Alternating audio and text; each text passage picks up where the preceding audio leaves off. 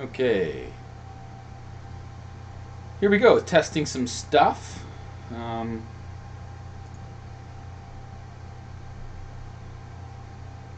all right, I'm not going to be able to connect to the web chat, or just I'm not going to bother right now. Um, I hope everybody's doing okay. Today is Saturday, November the 14th. It is approximately 9:26 a.m. I'm waking up to the. I don't follow mainstream news. You might get that if you ever listen to anything I say. But I'm waking up to the news that we in Burlington and Hamilton are going into lockdown. Uh, we're in the red zone. Be afraid. But how does that happen exactly? What is going on? Um, and I hope that I hope this looks right because I'm just testing out this stuff. I've never been into this kind of stuff, but it seems like it's all the options we have these days, so I'm gonna give it a shot. Um, Throw that bad boy up there. I hope this is all working well. And let's look at some stuff that just went down a couple days ago. And that was the comments here in Ontario.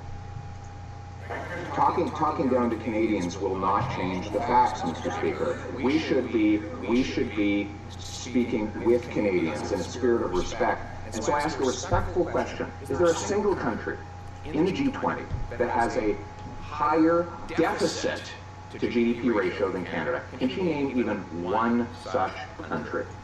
Okay, so that is Pierre Belev. I don't even know how to say that. I'm sorry if I'm butchering his name. Again, I don't follow local politics so much, even though I've seen this fellow several times and he seems to have quite the head on his shoulders. He seems to be a straight shooter. So I'm sure that he's going to be attacked for being exactly the opposite, which is what the left does. But um, and I want to just throw out this disclaimer. I am not a left-right paradigm kind of guy. I am, again, socially liberal and fiscally conservative, although I don't exemplify that in my own life. But if I could be that way, I would be that way because it makes sense. There's lots of reasons for that. Government can do whatever it wants with the money when it controls the money, and so they can make a lot of promises to people that they never have any intention of keeping because they have no intention of trying to fix the problems they create. That's essentially what the problem with government is. When government promises to do all kinds of things for you that it can't actually facilitate because really it's just a bunch of talking heads and people with giant egos that think that they can control reality. They cannot. They are facilitators of rules and laws, and that's all they should be doing. Nothing more. But they obviously have involved themselves in much more substantial ways in our lives as of late. My computer's running a little hot, so you could probably hear that in the background. And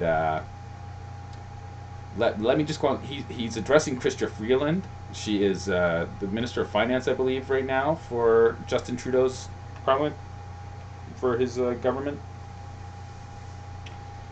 And she's an ideologue. I mean, she's a full-on ideologue. If you don't know that, then that's part of the problem. Again, I've been trying to say that what's going on is a perception problem. People don't understand who we're dealing with when we deal with ideologues. Ideologues are people that see the world in a certain framework and light and only attack things through the way that they have established to be reality. But, you know, unfortunately you can't operate in the world like that. You just have to take information from where it comes and, you know, make your best assumptions based on that information. But it's when you have these definitive ideas of how the world works and you engage with the world through those definitive ideas and frameworks that you make these decisions that affect lives. And it's what happens when people think that they know something more than they do. I mean, this is Dunning-Kruger to the maximum. So they think they know everything the way that should be. They think they know everything. They think they know the way that everything should be, and so they try to mold the world into that version of what they believe is true. And unfortunately, when it comes to government, leftist governments, what that means is they change the world so that they can change the people, as opposed to having the people change themselves and operate better within the world. You see, if you can't, and maybe this is like a consequence of the fact that, you know, people do screw up a lot. We do screw up a lot. We're not conscious of what's going on. We're being very superficial. We're being very, we're not very thoughtful with the way that we engage in the world. And that's fine. We have a lot going on in our own lives. We have a lot on our own plate. But this woman, her smugness is unbelievable. The fact that she thinks she knows everything. She comes out of a very privileged lifestyle, very rich family, influential family, and she amazingly believes. She wrote a book called Plutocrats, I think. It's sitting right over there by my bookshelf, talking about the super rich that control the world and what the problem is with the super rich. And now she's directly empowering the super rich. This is schizophrenic. But let's listen to what she has to say to Mr. Pierre here. Honorable Minister. Let me ask a respectful question in turn of the member opposite. Is there one country in the G20 that has done a better job than Canada of protecting its workers and protecting its businesses? First of all, if you believe that, you would have to take a certain way to look at the world through the same kind of lens as Miss Freeland here. And that would be that government work and larger corporations that have, in a lot of cases, unions that protect the workers, she looks at these giant pools and she's making distinctions about reality based on what her funders, the people that she speaks to on a regular basis, she makes decisions based on what they say and not on what the average person says, because we're all spread out. All the people that work in the regular economy, and it's like, I don't know what, 70% of businesses, 70% of employers in Canada are small businesses. But they're all spread out, right? They don't have like this, they have representation, like small business, I can't remember what it is here. But there's small business groups that supposedly work for all of the small businesses, but they don't really. I mean, they really don't. So she doesn't care about small businesses. She only cares about what her very rich friends and plutocrats think. She writes a book about how much they suck, and she only cares about what they think. So you square that circle. But look at the smugness on her face. She's just like, ooh. Who cares more about their people than Ontario, and we've done more to protect our people? No, you're not doing anything to protect your people. First of all, we're living under this false assumption that COVID-19, which is the disease, and SARS-CoV-2 is the virus, we're operating under the assumption that it's a killer disease. It is not. It's not. I don't know how people can still believe that at this point in time, with all of the evidence that has come out. I suppose you watch people like this and you think that she really cares about, and she's working for you, she's in the Liberal Party. The Liberal Party cares about Canadians, obviously, because it's those awful conservatives that only want to take things away from people. No, they want to keep us in check. They're fiscally conservative, which means that they know that you can't just keep promising things to people and you can keep delivering. Just like Justin Trudeau came up. I'm getting sidetracked. So let's listen to more of the reply. Honorable member.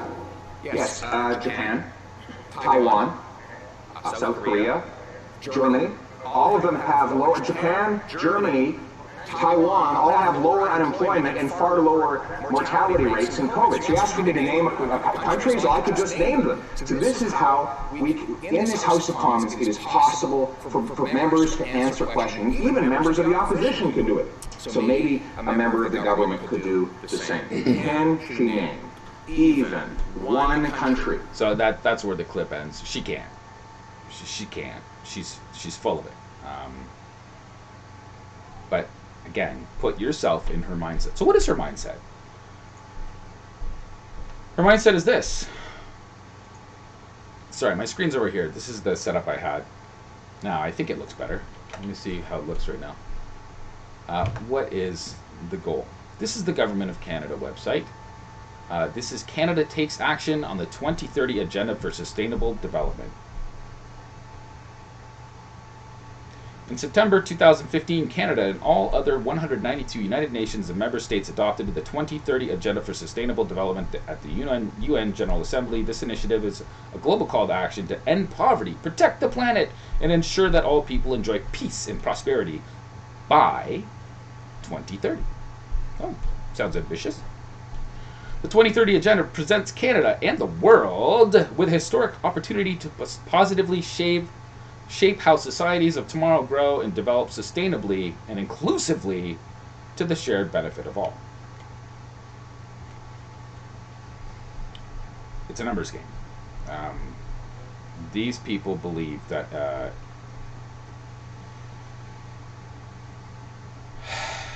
first of all, they believe that they're doing things for the greater good. So you have to buy a bunch of things. Number one, that inclusivity is the biggest problem we have. Sustainability is the biggest problem we have, which, look, I'm not disparaging either of those things. It's just a question of how do we get there. We were getting there, by the way. We were 100% moving in that direction before all of this happened. We were absolutely getting there. The world was getting better. Technology was coming out that was making our energy cleaner and safer and better, and people were being included. This idea that you need to mandate inclusion is a leftist idea. Okay? And you mandate sustainability is a leftist idea. This whole UN project is a leftist idea. But it was fostered and created by very rich people who are also calling the shots right now. So it's, you know, I don't know how people can't figure this out. It's so obvious that it's literally child's play. So you have to be really working hard to not understand what's going on right now. 17 goals to leave no one behind. We are working with our partners to advance the 2030 Agenda at home and abroad through concrete actions on the 17 Sustainable Development Goals. Okay. This website was last modified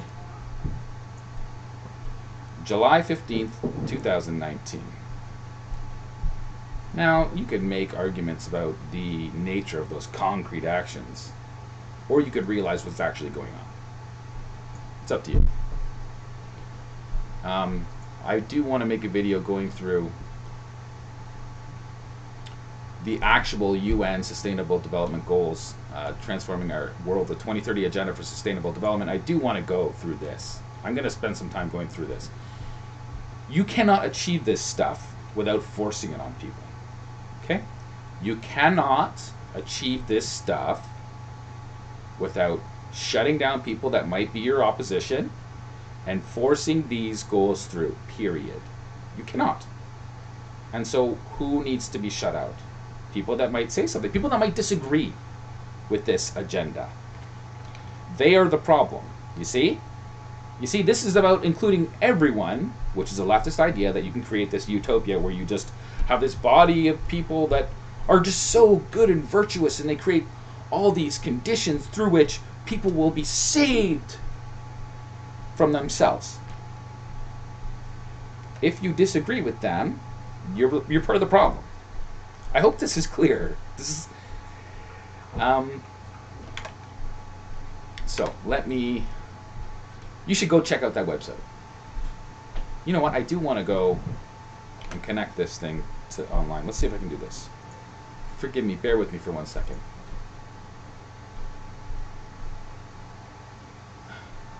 Okay.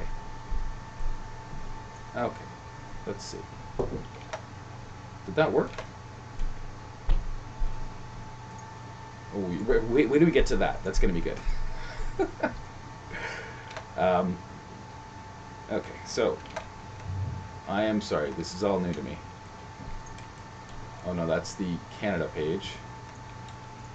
Okay, so, you know, I'm going to post this here and see if it works. Well, I did sign into chat. And let's see. And if anybody's watching Please let me know. It says none right now. And I did just post that there, so that's cool. That's working pretty neat. Okay. So I can shut that down. So what is the WHO and the UN? They are the same thing. I mean, if you don't know that, I don't know what to say. The UN has its tentacles all around the world through the IPCC on climate, through the WHO on health, mostly vaccination related, and through the WEF, which is the World Economic Forum, which is the ones that are telling us how the future is all going. That's all the rich people, the stakeholders that are all going to tell us how the world's going to be fixed through their action. That's going to make you, everything you buy is going to be more expensive. It's going to come with a blockchain signature on it that tells you it's basically a way of calculating the prices that you should be paying. This is about calculating everything to make it sustainable and inclusive, which means everything will have a price and you will be forced to pay that price. Because we're going into universal basic income, which means it's a giant framework where they're going to say, okay, well, there's this many people, and everybody in the world now has to be included. We can't leave people behind, because that's cruel and unusual. This is definitely a leftist way to think about the world. And we're going to calculate all those people, and we're going to calculate all the resources, and we're going to try to shut down things that we don't like, and and that is what's going on, obviously. And everything that you buy from now on is going to be sustainably done. The businesses that already exist, huge parts of that global market, are the stakeholders. They're all going to cooperate with this stuff. And it's just a way for them to price their products and also ensure that they are achieving dominance in whatever market that they're in. They're shutting out the competition. This is a leveraged buyout of all of humanity and privacy and property, and this is what's going on. It's called the Fourth Industrial Revolution, as envisioned by Klaus Schwab, the president, founder of the WEF, the World Economic Forum, the guys that are running this show from behind the scenes that you never hear about because we're busy focused on the pandemic that's killing no one. But let's go. Old people die, and they die from things, and people get sick and they get diseased, and sometimes those people die. It's an unfortunate reality of life. I don't like it. I'm not happy about it. I'm not happy with the fact that my mother's been locked inside of a retirement home for since March, and I haven't given her a hug since then. That seems fair. I'm sure she's not dying of loneliness or anything. Oh no, wait, she is. She is. She absolutely is. Look, that's personal. I don't want to talk about it. But that's one real concrete way that this is affecting our lives right now. These people that are saving us from ourselves. So, why are they doing it? Why are they doing it? Why are they doing it? This is the Take Action for the Sustainable Development Goals page. The Sustainable Development Goals are the blueprint to achieve a better and more sustainable future for all. They address the global challenges we face, including poverty, inequality, climate change, environmental degradation, peace, and justice. Who's justice? Does this seem like it's justice to you? All this lying and this BS to try to convince you that what they want to do is what they need to do. Do you think that's justice? Well, if you look at it through the perspective of a leftist and an ideologue, it's only justice if people in the developing world get just as much as people in the developed world. Are you getting this yet? Everybody gets a little tiny piece controlled by the top elites that are going to tell you how it's going to be, and in order for it to be fair, everybody has to get the same deal. That's what the blockchain's about. So it doesn't matter what country. The idea of countries, nation states, is irrelevant at this point. It is something from a bygone era that will never be seen again, because once this goes into place, we're in it for good. Just so you know. So who's running it? Why? Let's watch this 75th anniversary of the United Nations and the 5th anniversary of the adoption of the Sustainable Development Goals movie they made to tell us all about it and give us these really stunning visuals of the world on fire. if you buy that stuff, if you buy that all this is because of climate change, then you really, all I can say is you haven't spent a lot of time looking into it. And you might say, "Ooh, what are you, a climate scientist?" No, I'm not. No, absolutely not. But I do listen to people who are climate scientists, and I listen to arguments. And when I listen to arguments, I listen to argument, counter-argument. Which one's better? Let's weigh the facts. Let's weigh the arguments. Let's see who's being more emotionally inconsistent. And let's see who's actually talking about facts. And whenever I do that, it seems to me pretty obvious that people are lying because they want to sell themselves. Just like people sell clickbait through the media nowadays, as opposed to actually producing real decent content. Climate scientists do that too. In fact, the IPCC puts out a report that usually makes headlines that people will report on.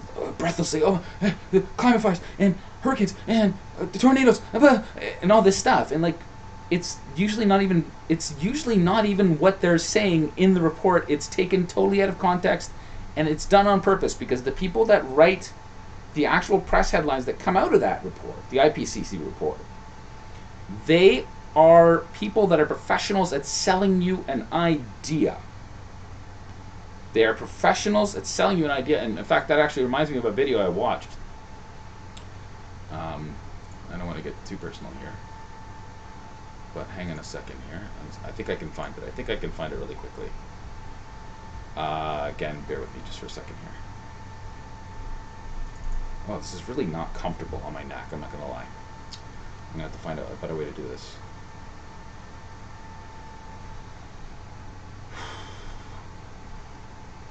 Basically, it was a clip on CTV, I think, and a doctor comes on and he says, "Well, this stuff should be communicated to people whose job it is to communicate things." Yes, that's what they do. They hire professionals, media, PR hitmen and women that make things sound fantastical to sell you a proposition, and people buy it.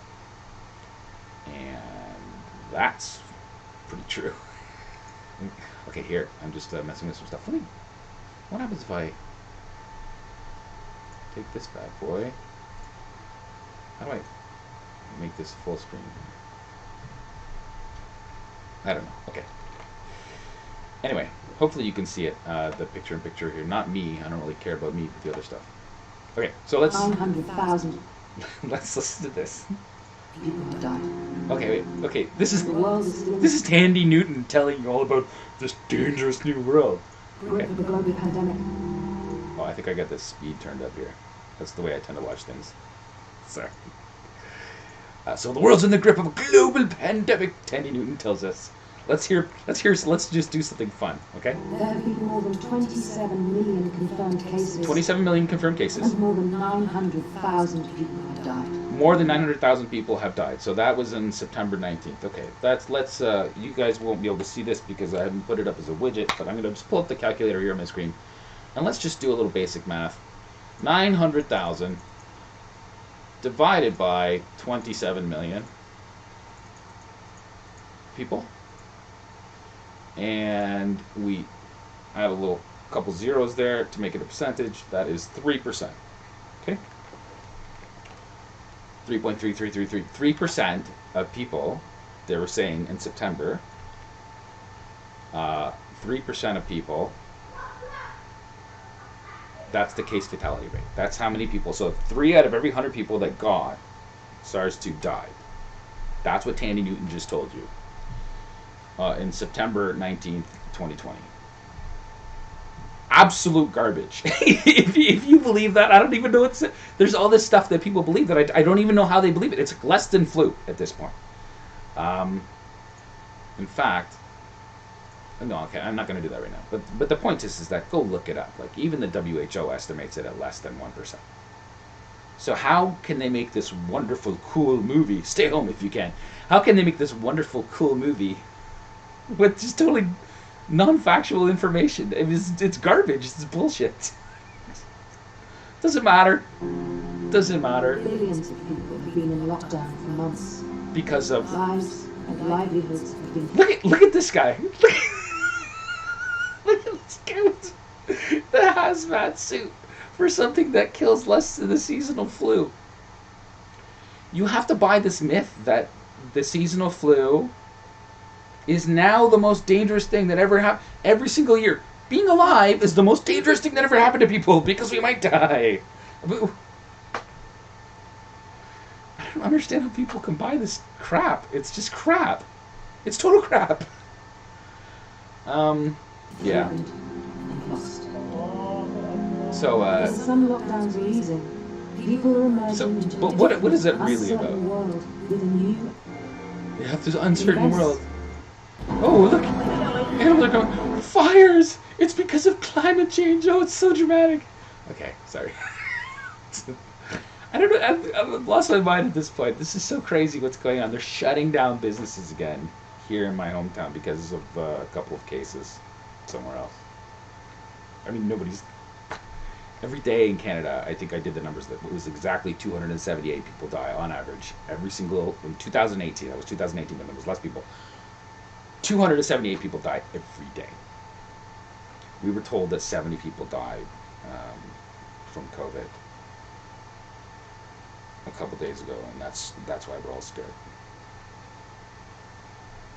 All they have to do is designate that. All they have to do is they have to say, oh, it's because of this, and people can't actually get to the information. And that's part of the whole key to making this thing go down, is that they have to fool you. They have to fool you because they have an agenda that's so much more important than what you think, because you weren't listening to them anyways. Climate change is an existential threat, don't you know? I know so, because all the breathless, fanatical people that work for companies that have something to gain by clamping down on you and your lives told me so. So, let's just take a look here at something that we almost eradicated, but people they're hesitating. You know what? Let me do this first. Okay, this is a guy. This is called Escade. This is from February of 2020. Okay, this is produced by Gavi. Did vaccination refusal and hesitancy contribute to the resurgence of multiple outbreaks of measles in the European region? First of all, they're never going to tell you somebody died in Europe from measles, unless that was a very sick person, because people don't die from measles. It's a benign disease. It doesn't kill people, but we're going to get to that. Hang on. How vaccine hesitancy manifests itself in the European region and the tools we have available to combat it. Let's listen to what this guy has to say. I'm not going to talk about mandatory policy, and where I stand on that point. It may well come up later. I kind of hope. Let me give you a hint on where he stands on mandate policy. Yes, definitely do it. Yes. Kind of He hoping. works for the vaccination companies, and he works for a group that represents vaccination. Just distribution. That's all he does. This guy is a guy. He's the PR guy for vaccines. I'm not going to tell you where I stand on the mandatory issue. Yeah, he's all for it.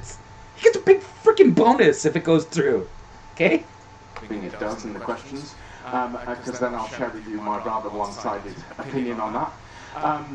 Rather one So side. what could you Oh, it's too funny. What He just wants to force vaccines on people. I'm not going to share with you my rather one-sided opinion I'm on not that. going to talk about mandatory policy, and where I stand on that point. It may well come up later. I'm kind of hoping it does in the questions, because then I'll share with you my rather one-sided opinion on that. So I want to make more money.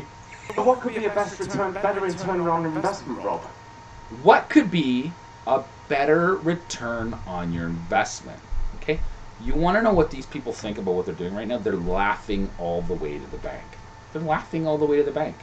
They are orchestrating a giant worldwide coup on free humanity, and they're forcing their products on you. And this guy's laughing all the way back. He thinks it's hilarious. This is what we're signing up for right now, by not educating ourselves about what's actually happening. What could we invest our resources in if we're not going to tackle hesitancy? If hesitancy is not to blame, how are we going to deal with this in the future? Well, I would argue that now is the time where we need a shift in perspective. Immunisation is the best buy. 14 of 17 SDGs are addressed through immunisation. And we're Immunization is a best buy. 14 of 17 SDGs are contingent upon mandatory vaccines. Mandatory vaccines. Mandatory. Mandatory. Mandatory. This has all been about mandatory vaccination uptake. Period. Well, I mean, that's why they're treating us all like idiots. And they're telling us constantly over and over again, we need the vaccine, we need the vaccine, we need the vaccine, we need the vaccine. And never saying anything else. You need to endure all of this stuff. We need to shut down all your businesses. You must wear a face diaper. You must do all of this kind of stuff because they need to give you the vaccines. Their shareholders depending on it. And their way of life depends on it. And their belief system. Like, there's so much that these people have invested in believing this reality that they can't be bothered to think any other way about things. That's what you need to understand. It works for them, so they're doing it. That's how an ideologue operates. It works for them, and nobody's stopping them, so they're doing it. When we talk about universal health coverage, we talk about primary. Immunization reaches more households than any other health intervention. Immunization is among the most equitable interventions. If everybody gets one, that's equity. That's equity. All this language is about promoting what they want. As a preventative intervention, immunization is one of the best buys in health, preventing medical impoverishment, especially among the poorest parts of the populations. Immunization helps remove physical and financial barriers to achieve universal health coverage. So for them, universal health coverage consists of a couple things, but it's mostly making sure you have the same as everyone else, unless you're in their club, and making sure that you get vaccines. That's health. That's all it is. There is no other valuable thing. They can't, you could talk about exercise and fresh air and vitamin D and vitamin C and all the things that we like, eating clean food, non-GMO food, actually tackling things through grassroots movements, but that doesn't achieve any of their goals. That doesn't do any of the things that he wants to, that doesn't achieve his best buy in health for you. In healthcare, we talk about health unreal. security. Without immunization, there's none of that. So I feel that now we're at a point where we could suggest a more challenging, or challenge ourselves, maybe, to make Okay, so this is what it's all about. an investment that is slightly different. We know that there's a strong economic return on investments. This is for Africa. I couldn't find He's data admitting for it, by the way. Europe, There's a but strong it's likely that economic the return on ECDC and investment. WHO may well have this data, but I just picked this up from that. Yeah. So what group does this guy represent? Well, he represents the WHO. And what does the WHO think? Worldwide measles deaths climb 50% from 2016 to 2019, claiming over 207,500 lives in 2019. Oh my God! That is November 12th. It sure is killing a lot of people since 2016. Measles. They're telling you measles is killing people. Just the way that SARS is killing people, measles kills people. But how does that happen? How do we get to that? War, impoverishment, famine, malnutrition. People that catch measles when they have all of those things going on can die. That's true. That's true. When measles was killing people, people were not healthy. The healthier we got in modern society, and the better irrigation and all, like they know this. It is not immunization that helps people, but it sure does make a lot of money for these people. We know how to prevent measles outbreaks and deaths, said Tedros. I don't know, that guy from the WHO, the guy that you see all over TV with the spectacles, the communist, that guy. Communists believe that everyone should be free of capitalism and the influence of capitalism. This gets a little bit difficult to explain because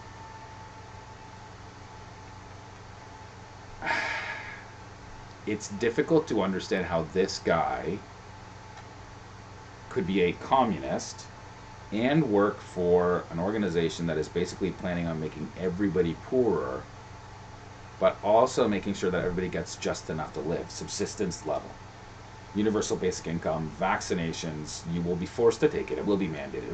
It's not going to be mandated. No, well, you won't be able to get any of the universal basic income or the housing or anything unless you get it. So it's not mandatory, but you can't live without it.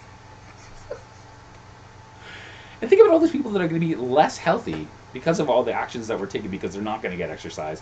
They're not getting proper breathing right now with the face diapers on. They're not getting outside for proper exercise. We have been suppressing immune systems for the entirety of the summer, and we're heading into a winter where all these people already have suppressed immune systems, and there's going to be deaths. There's going to be deaths from the stuff that we're doing. There's going to be pneumonia deaths that are associated. Fauci knows. 2008, Fauci put out something describing the 2000. I should have all this stuff pulled up, but I'm kind of doing this on the fly, obviously. In 2008, they did a study talking about the swine flus, H1N1. The Spanish flu, 1918.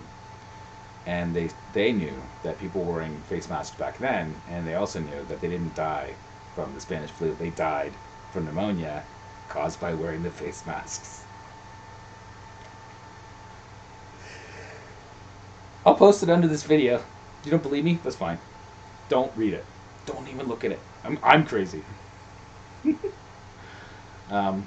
Look. It basically goes on to say that people aren't taking the measles shots, and that's why people are dying. Meanwhile, the people that are dying are in third world countries where there's war-torn, famine, and widespread disasters happening. So that's the way that they look at things. They don't. It's about equality, and to get to that equality, you need to destroy things first. That's unfortunately the way that most communist revolutions happen. So the way that Tedros is promoting this stuff, he believes in equality for all. He believes that the West is inherently bad, capitalism is evil, but it's not going to affect him to do all this stuff that he's doing. He's working for people that want it to happen. His standard of living is probably going to go up. Nobody's ever going to bother him. He's going to be totally protected from the general public that is going to be screwed over by this thing. And so it doesn't matter to him. He doesn't care. Just like Chrysler Phelan. She doesn't care what you think. She doesn't care about you. She cares about getting all of the things that she wants in place so that she can create utopia. Period. But this was really interesting. This came out yesterday. First ever vaccine listed under WHO emergency use. Setting a standard.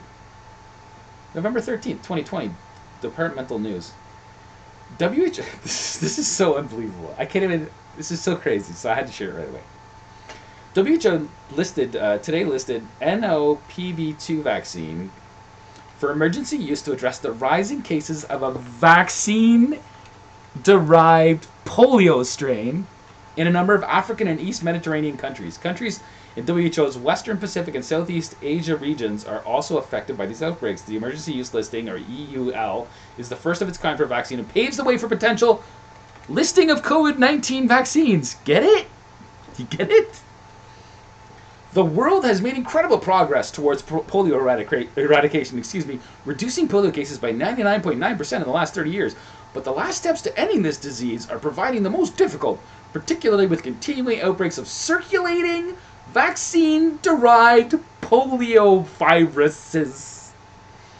They're paving the way to mandate a vaccine, to license a vaccine approved by the WHO for COVID, and the excuse that they're using is, well, they need to fast-track this polio vaccine to cure all the cases of polio induced by vaccines.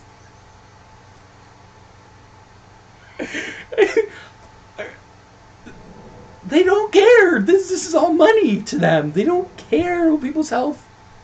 The people that are in the framework of the businesses that are running this stuff, they don't care. They're making money. They're laughing all the way to the bank. And the ideologues that are pushing it through, they're just, look, I don't know how to say this. They're probably just dumb people. They're probably just dumb people that they believe their bullshit so much that they don't even try to check it anymore. They're just so convinced they're right. what everybody who doesn't agree with me is Hitler, right? So there's that. Okay, so I hope this came out well. It's insane that this is going on. And we're all just buying it. And we're destroying our way of life that our forefathers fought for, which was basically trying to get out from underneath tyrannical rule, which has been the norm for society.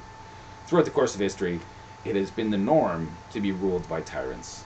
It's only come out in the last couple hundred years, and the progress that we made since then has been unbelievable. But you put everybody back under that umbrella of just top-down tyranny. Do you think that people are going to be happier, or that they're going to be less racist or less whatever?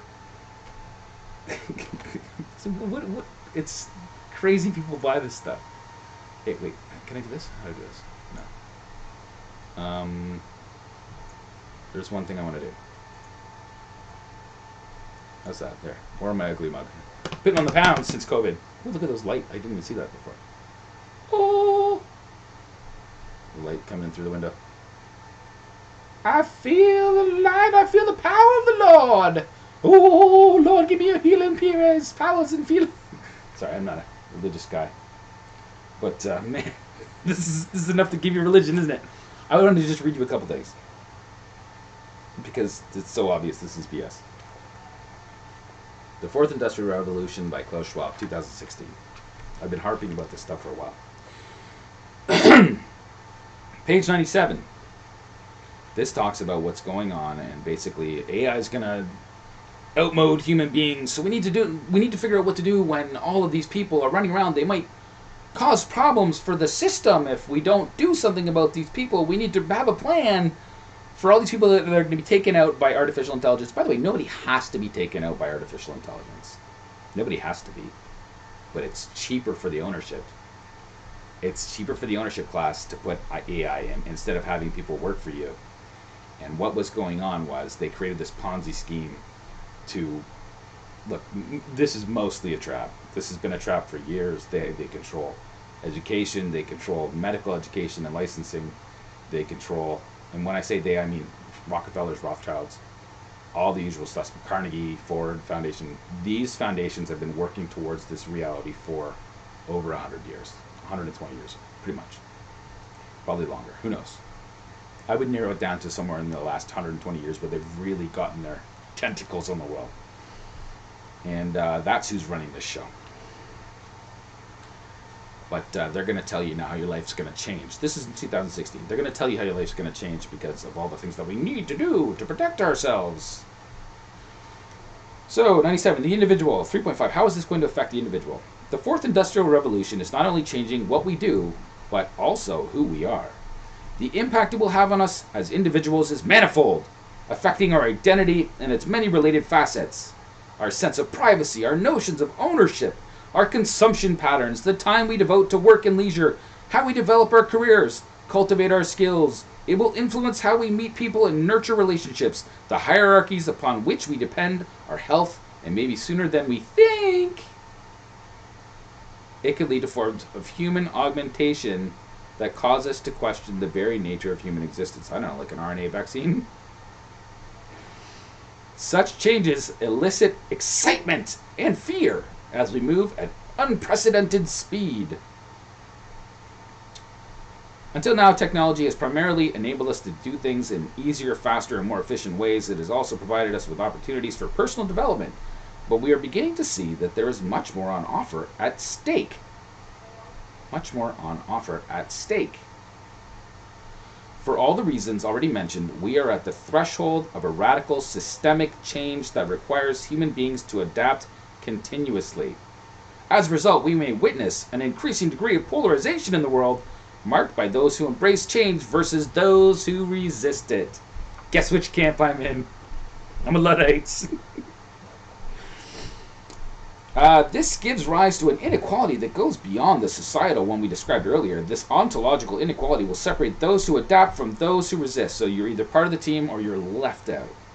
And you will be forced to be on the outskirts, no longer able to take place in anything that happens in the world because you're not important anymore. You're not part of the big club. You're either in the big club, you're on the winning team, or you're not.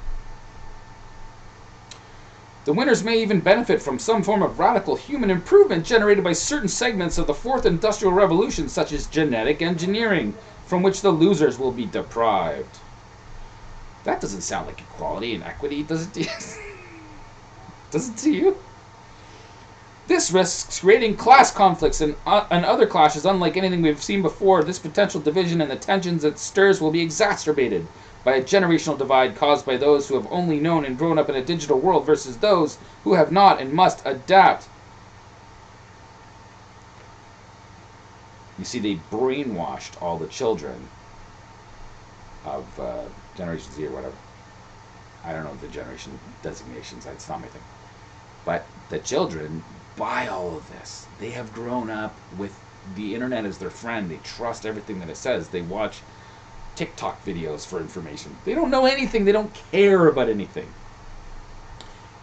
And the older people, like me, I'm 46, we're not going to accept it because we're not so brainwashed. At least, I don't know, I'm not. A lot of people apparently are. Unbelievable. How did it happen?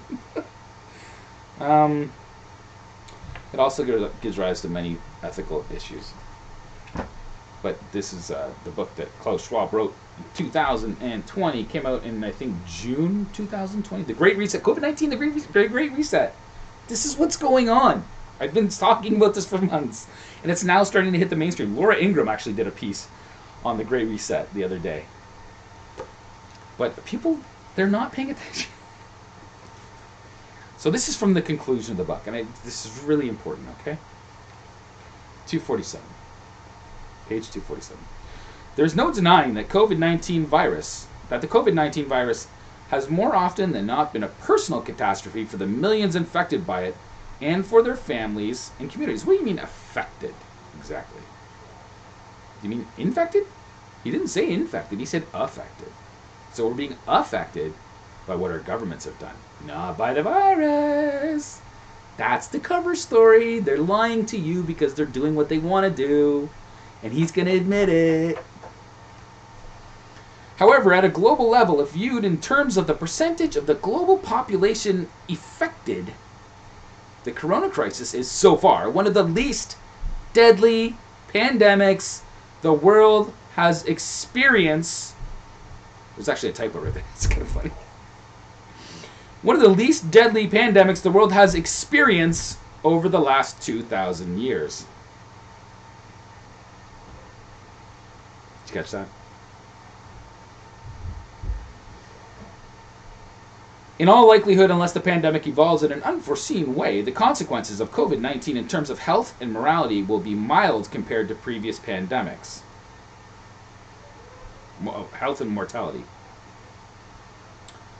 At the end of June 2020, at a time when the outbreak is still raging in Latin America, South Asia, and much of the US, COVID-19 has killed less than 0.006% of the world's population. To put this low figure into context in terms of lethality, the Spanish flu killed 2.7% of the world's population, and HIV/AIDS 0.6% from 1981 to today.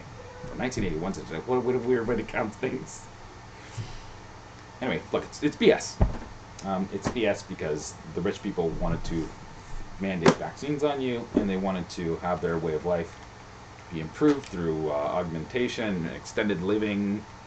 I mean, we know. I saw a guy on The Agenda, which is Steve Paikin's TVO program. This was like, I've been trying to find it forever, and I can't find it. If you happen to know where it is or what I'm talking about, please post it in the links or in the comments. That would be awesome. But he had a guy on talking about the fact that we were pretty much, there's immortality and there's amortality, okay? Immortality means you live forever. Amortality means you can live forever unless something kills you. And what did he mean by something? He meant that diseases and old age won't kill people anymore. The only thing that's going to kill people is getting hit by a car. Good thing we're getting rid of all the cars. Or being attacked in a terrorist attack, or being killed by inclement weather. All these things they think they're controlling right now with everything that they're doing. Coincidence? So basically, the rich are gonna start living forever, and I mean, this is we're headed into the Hunger Games. That's what's going on, because we need to protect the wealthy and the influential in the world, who are going to tell us how our lives are going to be from now on, to promote equality. Okay, so yeah, that's it. I hope I made any kind of sense. I don't usually, I suppose. But how do you make sense of what's going on right now? You look at numbers. You look at reality. You listen to experts that aren't trying to hose you. You listen to people that talk about freedom first, and the effect on freedom that this is having, and the effect on people's ability to engage that this is having in society. And you realize that all the boxes that are being checked have nothing to do with yours. They have to do with ideologues and what they want to do, and sustainable development goals, and mandated vaccines, period. Period.